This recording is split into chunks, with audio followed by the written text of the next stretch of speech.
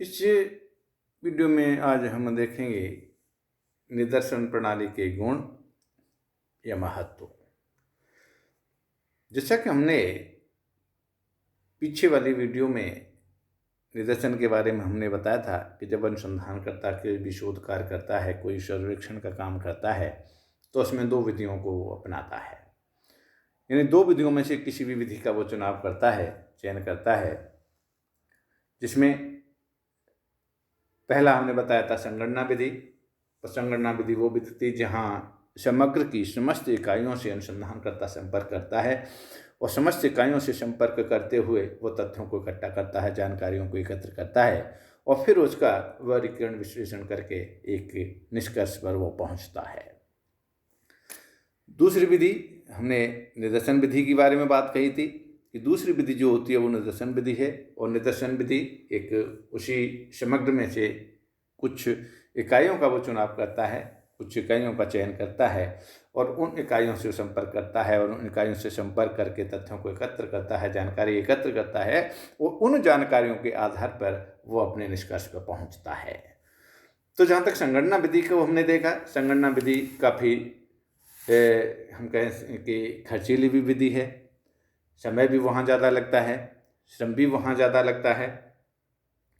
तो संगणना विधि का जहाँ तक सवाल है वह हर किसी अनुसंधान कार्य में उपयुक्त साबित नहीं हो पाती है। तो उसके विकल्प में जब अनुसंधानकर्ता निदर्शन विधि का जब चुनाव करता है तो उसमें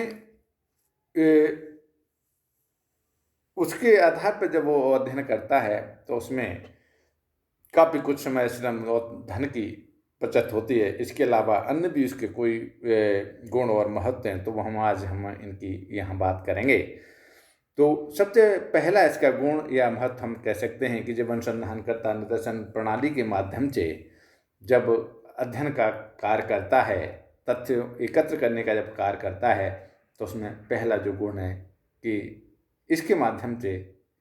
तथ्यों को एकत्र करने में समय की बचत होती है। समय की बचत होती है इससे, यानी ये निश्चित ही है कि निदर्शन प्रणाली में जो है समग्र में से अनुसंधानकर्ता जो है कुछ इकाइयों का चयन करता है, कुछ इकाइयों का चयन करके उन इकाइयों से वह तथ्य एकत्र करता है, उनसे संपर्क करता है और उनसे संपर्क करने के बाद में जो जानकारियाँ उसे प्राप्त होती हैं, उन जानकारियों के आधार पर वह एक निष्कर्ष की ओर अग्रसर होता है। तो इसमें अनुसंधानकर्ता का समय काफ़ी बच जाता है।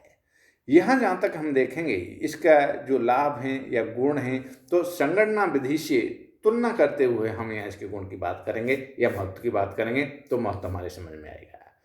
वहीं यदि हम संगणना विधि की हम बात करें तो संगणना विधि में उसको समग्र की हर एक इकाई से बात करना है, हर इकाई से संपर्क करना है, हर इकाई से मिलकर उसको तथ्यों को एकत्र करना है। वहीं निदर्शन विधि में उस समग्र में से कुछ इकाइयों का चुनाव कर के उनसे जानकारी एकत्र करेगा और तथ्यों को एकत्र करेगा, तो जिससे उसका क्या होगा, समय की काफ़ी बचत होगी, क्योंकि उसे समग्र की समस्त इकाइयों से संपर्क यहाँ नहीं करना, समस्त इकाइयों से उसको जानकारी प्राप्त नहीं करनी है, कुछ इकाइयों से जानकारी प्राप्त करके और वो समग्र पर लागू करता है। तो यहाँ समय की बचत होती है। दूसरी बात, यहाँ इसके महत्व में हम ये भी देखते हैं कि हाँ, धन की भी बचत होती है। जैसा कि हम जानते हैं संगणना विधि में धन बहुत अधिक खर्च होता है और उसका कारण ये है कि संगणना विधि में अनुसंधानकर्ता को समग्र की समस्त इकाइयों से जाकर संपर्क करना पड़ता है, समग्र इकाइयों से मिलकर यानी तथ्यों को एकत्र करना होता है, या हम कह सकते हैं कि समग्र इकाइयों से तथ्यों को एकत्र करता है, चाहे वो प्रत्यक्ष रूप में करे चाहे अप्रत्यक्ष रूप में करे। तो वहाँ समग्र इकाइयों से, सभी इकाइयों से जब वो तथ्यों को एकत्र करेगा तो वहाँ धन पैसा अधिक खर्च होगा। वहीं निदर्शन में इकाइयाँ कम होती हैं, कम इकाइयों के आधार पर अध्ययन किया जाता है। इससे क्या होता है कि धन की पर्याप्त यहाँ पर बचत हो जाती है, क्योंकि यहाँ सभी लोगों से वो संपर्क नहीं करता, सभी लोगों से वो तथ्यों को एकत्र नहीं करता है, तो यहाँ उसे धन की बचत होती है। और जहाँ तक हम देखते हैं कि सरकारी अध्ययनों के लिए हम जहाँ तक है इस निदर्शन विधि को काफ़ी कुछ उपयुक्त मानते हैं, क्योंकि यहाँ अतिरिक्त जो धन जो खर्च होता है वो यहाँ पर बच जाता है। तो निदर्शन की में ये अपने कहें कि निदर्शन के आधार पर जब हम अध्ययन करते हैं तो संगणना विधि की तुलना में बहुत सारी स्टेशनरी फाइलें, कार्यकर्ताओं के वेतन, यात्रा भत्ता आदि ये सब कुछ ऐसी हैं जहाँ उनसे यहाँ बहुत ही कम खर्च होता है। तो ये भी एक इसका गुण है। तीसरा गुण हम देखते हैं कि श्रम की यहाँ बचत होती है। श्रम की बचत से तात्पर्य है कि संगणना विधि का जहाँ तक हम बात करें तो वहाँ श्रम ज़्यादा हो लगता है, वहाँ हम कह सकते हैं कि कार्यकर्ताओं की ज़्यादा ज़रूरत पड़ती है, क्योंकि जब तक हमारे पास में पर्याप्त कार्यकर्ता नहीं होंगे, तथ्यों को एकत्र करने वाले नहीं होंगे, जब तक हम समग्र की समस्त इकाइयों से मिलकर तथ्यों को एकत्र नहीं कर सकते हैं। और यहाँ निदर्शन विधि के माध्यम से जो हम अध्ययन तथ्यों का एकत्र करते हैं, जानकारी एकत्र करते हैं, तो यहाँ समग्र में से कुछ चुनी हुई इकाइयों से अनुसंधानकर्ता मिलता है या उनसे तथ्यों को एकत्र करता है, तो यहाँ संगणना विधि की तुलना में श्रम की भी बचत होती है। चौथे गुण के रूप में, महत्व के रूप में हम देखते हैं कि गहन अध्ययन। गहन अध्ययन से तात्पर्य यह है कि जहाँ तक संगणना विधि में क्षेत्र विस्तृत एवं इकाइयाँ जहाँ बिखरी हुई थीं, वहाँ उनके बारे में जो अनुसंधान करता है वह मोटी मोटी बातों को, या हम कह सकते हैं कि सतही ज्ञान को ही इकट्ठा कर पाता है। वहीं निदर्शन विधि के माध्यम से जो तथ्यों को एकत्र करता है, तो यहाँ इकाइयाँ क्या है, संगणना विधि की तुलना में बहुत सी कम इकाइयाँ होती हैं, अतः यहाँ वो उनके बारे में सूक्ष्म एवं विस्तृत एवं गहन जानकारी प्राप्त करता है, या हम कह सकते हैं कर सकता है। और ये स्वाभाविक है कि जब हमारे पास में काम ज़्यादा होगा, इकाइयाँ ज़्यादा होंगी, वहाँ से हम तथ्यों को इकट्ठा करेंगे, तो एक निश्चित समय सीमा में, निश्चित हमारे बजट में हम वो सभी चीज़ों को ज्ञात नहीं करेंगे, सभी जानकारियों को एकत्र नहीं कर पाएंगे, जो एक हम निदर्शन के माध्यम से कुछ इकाइयों को जब चुनकर जब हम तथ्यों को एकत्र करेंगे तो उनसे हम गहनता से जानकारियाँ एकत्र कर सकते हैं। नंबर 5 के रूप में हम देखते हैं, जो 5 में उसका जो गुण है, जो महत्व है, कि परिणामों की परिशुद्धता। निदर्शन में जहाँ तक अध्ययनकर्ता का जो ध्यान यहाँ पर कुछ निश्चित इकाइयों पर ही केंद्रित होता है, वहीं संगणना विधि में क्या होता है कि अनुसंधानकर्ता का जो ध्यान है वो समग्र की संपूर्ण इकाइयों पर वहाँ ध्यान उसको लगाना पड़ता है, लेकिन यहाँ एक कुछ निश्चित इकाइयों पर ही उसका ध्यान केंद्रित होता है। अतः उनसे जो प्राप्त जो निष्कर्ष हैं, हम कह सकते हैं कि अधिक यथार्थ और परिशुद्ध होते हैं। और यदि हम कहें कि निदर्शन का चुनाव यदि सही तरीके से किया है, तो निष्कर्ष जो हमारे होते हैं, कभी कभी संगणना पद्धति से निकाले गए निष्कर्षों से भी अधिक परिशुद्ध होते हैं यहाँ पर। तो हम ये कह सकते हैं कि संगणना विधि के माध्यम से जब हम किसी निष्कर्ष पर पहुँचते हैं, तो निदर्शन पद्धति के माध्यम से भी जब हम किसी निष्कर्ष पर पहुँचते हैं, तो संगणना विधि के यानी तुलना में वो कहीं अधिक परिशुद्ध होते हैं, क्योंकि यहाँ इकाइयों की कमी होती है। इससे अनुसंधानकर्ता उनसे गहनता से जानकारी एकत्र करता है, और उन जानकारियों के आधार पर जब वो निष्कर्ष निकालता है, तो वो अधिक परिशुद्धता हमें उन परिणामों में देखने को मिलती है। अगला बिंदु है यहाँ तथ्यों की पुनर्परीक्षा। और तथ्यों की पुनर्परीक्षा से तात्पर्य ये है कि जब अनुसंधान में जब प्राप्त निष्कर्षों की विश्वसनीयता को जब ज्ञात करने के लिए, यानी जब कभी कभी पुनर्परीक्षा की आवश्यकता होती है, तो यहाँ निदर्शन में एक कम इकाइयों का अध्ययन किया जाता है।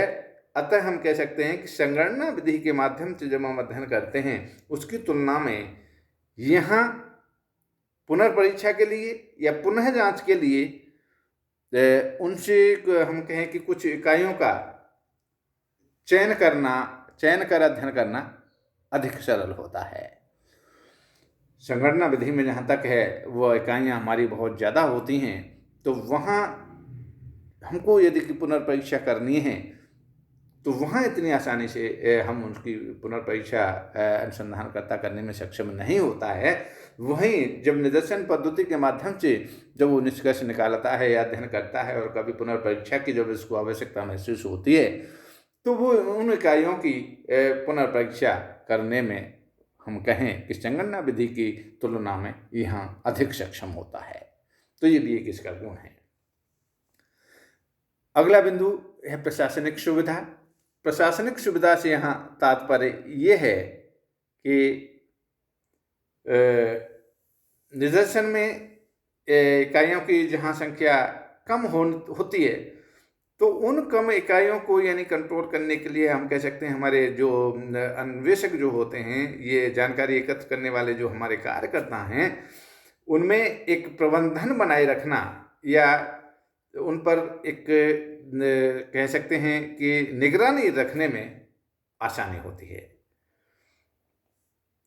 वहीं हम संगणना विधि के माध्यम से जब अध्ययन करते हैं तो वहाँ हमारे अन्वेषकों का बहुत बड़ा एक समूह इकट्ठा हो जाता है। हमारे कार्यकर्ता बहुत ज़्यादा हमको कार्यकर्ताओं की आवश्यकता होती है, तो वहाँ एक अनुसंधानकर्ता में एक संगठन या हम कहें कि एक निगरानी रखने में बड़ी इसको असुविधा महसूस होती है। तो वो यहाँ जो प्रशासनिक स्तर पर यदि हम देखें तो अनुसंधानकर्ता एक बेहतरीन तरीके से अपने अन्वेषकों पर या अपने कार्यकर्ताओं पर एक प्रशासनिक निगरानी रखने में यहाँ उसको एक सुविधा महसूस होती है, क्योंकि वहाँ उसकी तुलना में यहाँ इसके पास में कार्यकर्ता बहुत ही कम होते हैं। और ये स्वाभाविक है, जब हम कम लोगों पर निगरानी रखेंगे तो उन पर अच्छी तरह निगरानी रख सकते हैं। और जहाँ हमारे कार्यकर्ता बहुत सारे हैं, बहुत दूर दूर छिटके हुए हैं, तो वहाँ हम उन पर निगरानी रखने में भी हमको असुविधा होगी और हम कह सकते हैं कि निगरानी नहीं रख पाएंगे और वे अपने मन चाहे जैसे तथ्यों को एकत्र करके लाएंगे। और तथ्यों को एकत्र करके लाएंगे तो वो तथ्य जो होंगे वो कह सकते हैं कि वो विश्वसनीय नहीं होंगे। अगले गुण के रूप में हम यहाँ देखते हैं अंतिम में कि निदर्शन की अनिवार्यता। निदर्शन की अनिवार्यता से यहाँ तात्पर्य ये है कि कई बार सामाजिक अनुसंधान में निदर्शन विधि का कभी कभी क्या है, प्रयोग जो होता है वो अनिवार्य हो जाता है, क्योंकि वहाँ हम संगणना विधि के माध्यम से अध्ययन उसका नहीं कर पाते हैं, तो वहाँ निदर्शन विधि के माध्यम से अध्ययन करना बहुत ही अनिवार्य हो जाता है। यहाँ हम देख सकते हैं कि जब भौगोलिक दृष्टि से क्षेत्र मान लो बहुत दूर दूर तक फैला है और क्षेत्रों में इकाइयों की जो संख्या है वो बहुत अधिक है और जहाँ प्रत्येक इकाई से संपर्क करना भी असंभव है, तो वहाँ समग्र का पता लगाना बहुत ही कठिन हो जाता है। तो ऐसी स्थिति में अध्ययन के लिए निदर्शन पद्धति एकमात्र हमारे पास में एक ऐसी पद्धति रह जाती है जिसके माध्यम से हम तथ्यों को एकत्र कर सकते हैं, उन इकाइयों से संपर्क करके जानकारी एकत्र कर सकते हैं। तो कभी कभी क्या है, अनुसंधान की या हमारे समग्र की प्रकृति भी इस प्रकार की होती है कि वहाँ हमको निदर्शन पद्धति के माध्यम से ही अध्ययन करना अनिवार्य हो जाता है। तो वहाँ भी इस विधि से अध्ययन करना या तथ्यों को एकत्र करना आवश्यक हो जाता है। तो ये हमारे कहें कि अध्ययन, ये अपने निदर्शन प्रणाली के ये गुण हैं। और अगले वीडियो में जहाँ तक हम बात करेंगे निदर्शन प्रणाली के दोषों की। आज इस वीडियो में इतना ही। धन्यवाद।